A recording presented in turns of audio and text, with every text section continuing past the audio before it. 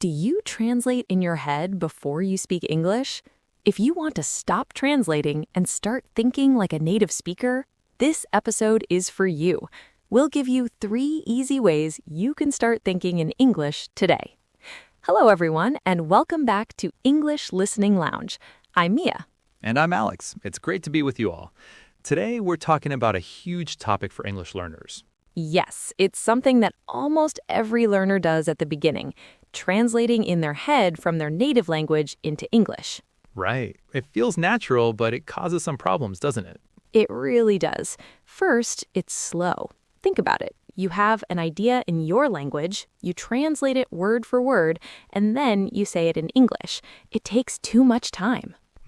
Conversations move fast. By the time you finish translating your sentence, the conversation has moved on. Exactly. Second, it's very tiring. Your brain is doing double the work. It has to think in 2 languages at the same time. It's exhausting. That makes sense. And finally, translating often leads to unnatural sentences.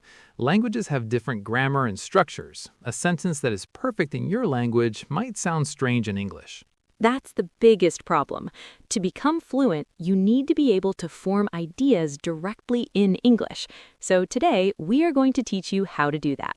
And we have 3 very simple, very practical techniques you can start using right after this podcast. Okay, let's jump into our first technique. It's called narrate your day. Narrate your day? What does that mean? It means you become the storyteller of your own life. As you do simple actions, you describe them in your head in simple English. You are the voice in your own movie. Ah, I see. So if I'm making breakfast, what would I say? You'd think to yourself, I am walking to the kitchen. I am opening the fridge. I am taking out the milk. I am closing the fridge. Very simple sentences. Present tense. Exactly. The goal isn't to be perfect. It's to connect English words directly to your actions. No translation needed. You see the action, you think the English words. That's a great way to start. It uses the world around you as your classroom. It does. Okay, so that's technique number 1. Narrate your day. Now for technique 2, use sentence starters. Sentence starters. Like a template for a sentence. Yes, instead of translating a whole thought, you start with a simple English phrase. This forces your brain to finish the sentence in English. We recommend 4 powerful starters: I think, I feel, I want, and I need. So instead of thinking a complex sentence in my language about the weather, I can just start with, I think.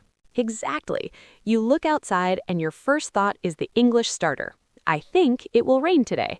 Or you're at a cafe and you think, I want a cup of tea. This is really helpful because it simplifies your thoughts. You focus on expressing a basic idea, not translating a perfect sentence. It's a fantastic habit to build. Okay, ready for the third and final technique? It's called micro-stories. Micro-stories. That sounds fun. Are they small stories? Exactly. At the end of your day, or even after a small event, you create a very short 3-sentence story about it in English, all in the past tense. Can you give an example? Sure. Let's say you went for a walk. Your micro-story could be, I went to the park, I saw a big dog, the dog was friendly. Wow, that is simple. Just 3 sentences. That's all you need. This helps you practice thinking about past events in English and connecting ideas together. It's the beginning of storytelling. Okay, I think I understand the techniques, but can we see how this works in a real situation? Yes, let's do a mini role play. Alex, you pretend to be an English learner. I'll ask you about your weekend. Okay, I'm ready. Hi, Alex. How was your weekend? It was good. On Saturday, I went to the place with very old things. Art and history. How do you say? Do you mean a museum? Yes, a museum. I saw a special exhibition. Is that right? It was about old Egypt. It had, I don't know the word in English. Okay, stop right there. You see, you are getting stuck trying to find the perfect word because you are translating. Let's try technique 2. Use a sentence starter. Don't worry about the specific word, just tell me what you felt or what you thought. Oh, okay. Let me try again. I went to the museum. I feel it was very interesting. I think the old Egyptian things were beautiful. Perfect. Do you see the difference? Your second answer was faster, smoother, and more natural. You expressed your idea without getting stuck. Wow, yeah. I just communicated my idea simply. I didn't need the special, difficult vocabulary. That's the secret. Communication over perfection. Before we get to our phrase coach segment, we're introducing a new segment we're calling Listener Questions, where we answer some of the common questions you might have. That's a great idea. Today's question is one we see all the time. What if I miss a day? I was busy and forgot to practice. Should I just give up? Oh, that is such an important question. The answer is absolutely not. Please do not give up. Missing one day is completely normal. Life happens. The goal of this routine is consistency, not perfection. Exactly. I remember when I was learning Spanish, I went on a short vacation and didn't practice for a whole week. When I got back, I felt so guilty. I thought, oh no, I've lost all my progress. For 2 or 3 days, I didn't study because I was discouraged. But then I realized that was silly. The goal wasn't to have a perfect record. The goal was to learn Spanish. So I just opened my book and started again. And you know what? It was fine. Just start again. That's the most important step. That's great advice. Don't let one missed day turn into a missed week. Progress over perfection.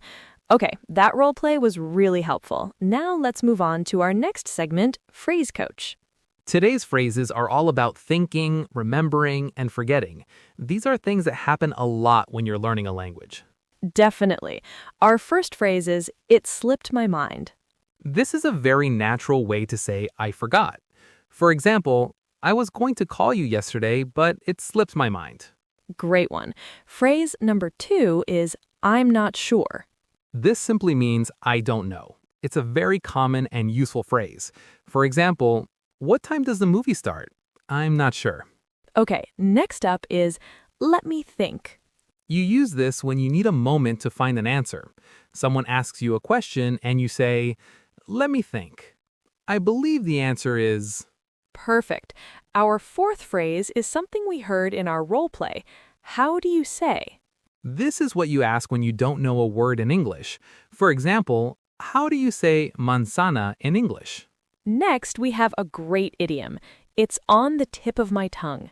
This means you know the word, but you can't remember it right now. For example, what's the name of that actor? Oh, it's on the tip of my tongue. I hate that feeling. And our final phrase is, I can't recall. This is a more formal way to say I can't remember. For example, I can't recall the specific date of the meeting. Okay, let's add 2 more. The next phrase is, it's starting to click. It's starting to click. This means something is beginning to make sense. For example, after narrating my day for a week, the present tense is starting to click. Another good example is, I didn't understand this grammar rule at first, but after a few exercises, it's starting to click. A great feeling when that happens. And our last one, I need to brush up on... Okay, it's practice time. This is our repeat after me section. Listen to the sentence and then say it out loud. We will leave a pause for you. Ready? Let's begin. Sentence 1. I think this is a great idea. I feel tired this morning. I want to drink some water. I need to go to the store. I think it is going to be a sunny day.